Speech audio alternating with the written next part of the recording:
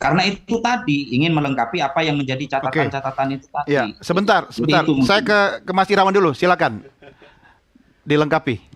eh saya menambahkan ini aja, misalnya perdebatan tadi tadi Mas Toto menyebutkan ada Filipina, Brazil, kemudian Amerika.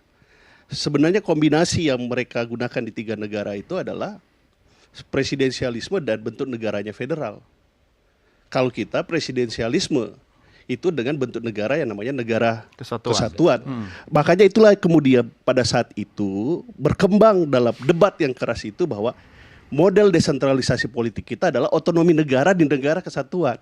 Itulah kemudian makanya Ya. pilkada kita langsung oleh rakyat itu sebenarnya bagian dari desentralisasi politik Maksud Anda tersebut. apa yang dicontohkan Gus Kosin tadi tidak apple to apple Enggak, dengan apple apa to yang- apple benar. Benar, satu mengkonfirmasi. baris, mengkonfirmasi. Karena tadi kan minta contoh, kasih Iya, contoh. iya. Terus beliau ngambil Tapi kan Amerika, di sana Filipina. federal. Iya, federal, kita negara kesatuan. Kesatuan. Jadi kombinasi kita adalah presidensialisme dengan bentuk negara kesatuan gitu. Oke. Nah, itulah makanya selanjutnya ingin saya sampaikan bahwa misalnya kaitannya dengan gubernur posisinya. Mereka tidak melaksanakan otonomi daerah secara penuh. Gubernur hanya melaksanakan kewenangan residu. Makanya itu kemudian yang diperdebatkan pada saat itu. Apakah posisi gubernur itu adalah wakil dari pemerintah pusat atau dia adalah kepala daerah yang memiliki juga otonomi. Jadi ada banyak perdebatan dan ini perdebatan yang kami ikuti betul gitu. Termasuk juga berbagai putusan MK yang dimaksud oleh Mas Toto tadi gitu. Misalnya kaitannya bahwa putusan MK sifatnya binding, mengikat gitu. Tapi jangan lupa itu final and binding gitu, akhir dan mengikat. Tapi Iya. kami melihat bahwa ada juga tidak konsistennya Mahkamah Konstitusi dalam melihat apa itu rezim pemilu, apa itu rezim pemerintahan Ya, harus diterima daerah. kan sudah di MK. Kenapa? Harus kita terima kan hasil Apa aja? apapun dari MK itu karena sudah final dan mengikat. Tapi kami nggak bisa menerima taken for granted karena teks konstitusi kita itu tidak berubah. Misalnya yang MK kan tekstual. juga produk demokrasi.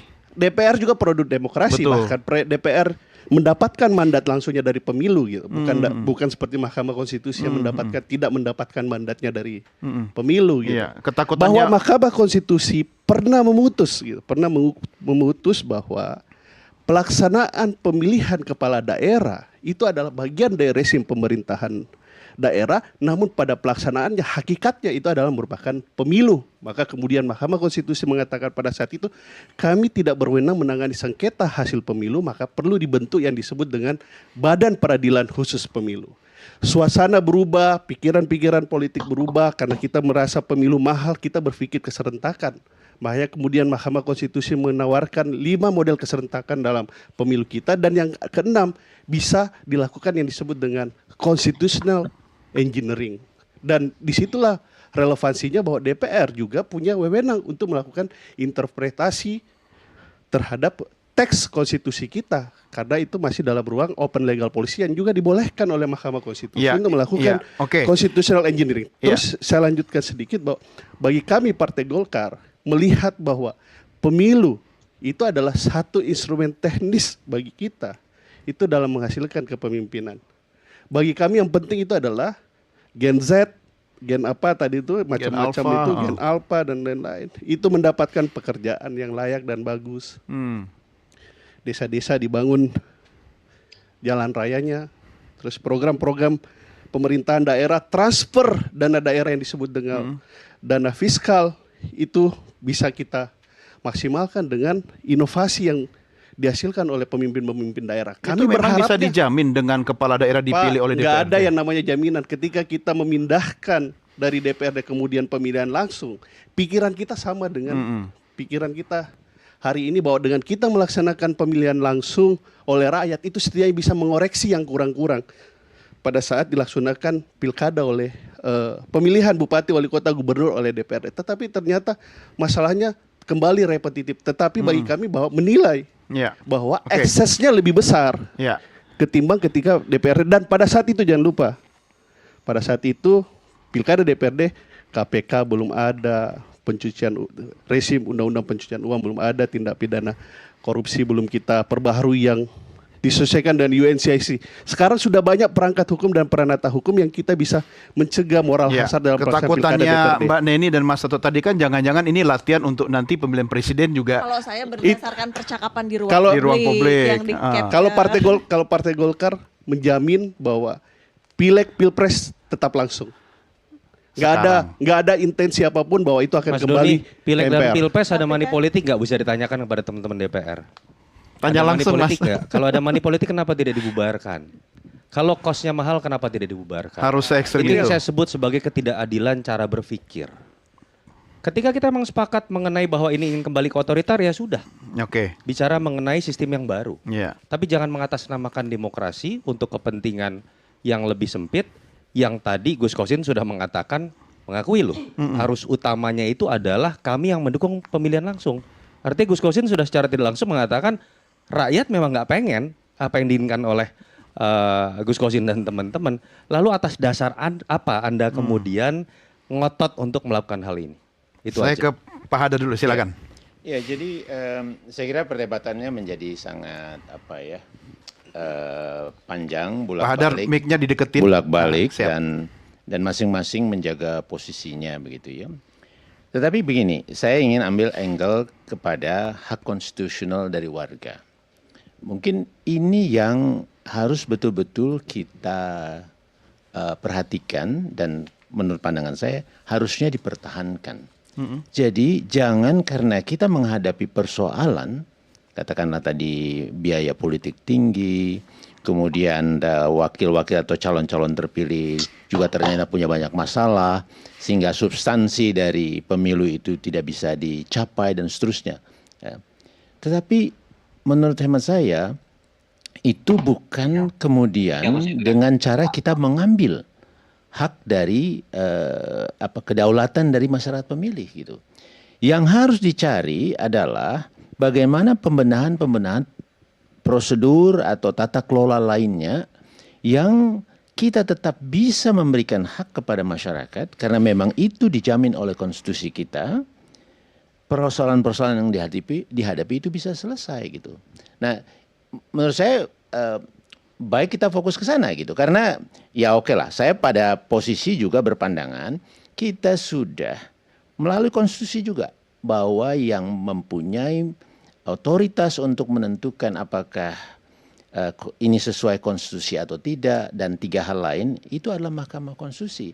Jadi kita semua termasuk Mas Irawan, Mas Irawan, Gus Kosin, semua anggota DPR dan pemerintah kita harus mematuhi itu gitu. Bahwa kita tidak setuju, bahwa kita punya pandangan lain, ya di dalam proses kita berdebat. Tetapi begitu sudah ada putusan, kita harus menerimanya. ikuti. Nah, pada putusan 135 misalnya, putusan tentang keserentakan, itu jelas sekali pemilu nasional adalah pemilu yang ini, pemilu di daerah adalah pemilu yang itu dilakukan secara serentak.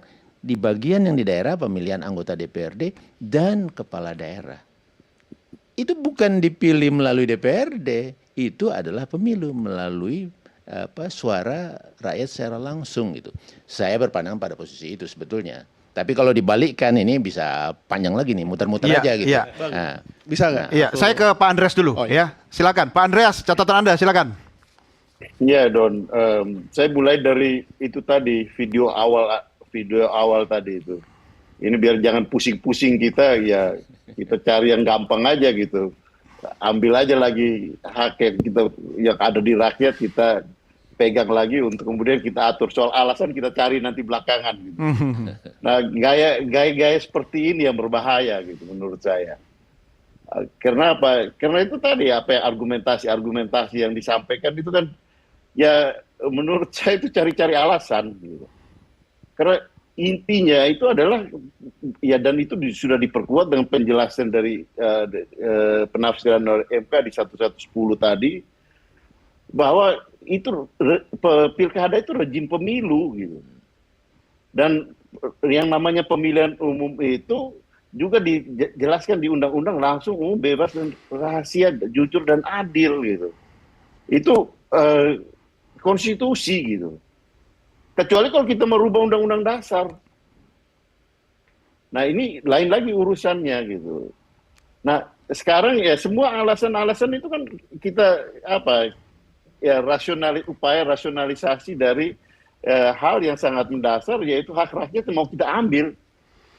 Dan itu saya kira itu yang menurut saya berbahaya. Karena saya sudah mulai dengar juga dari daerah orang bicara, ya ini kami punya transfer daerah sudah diambil atas dasar efisiensi.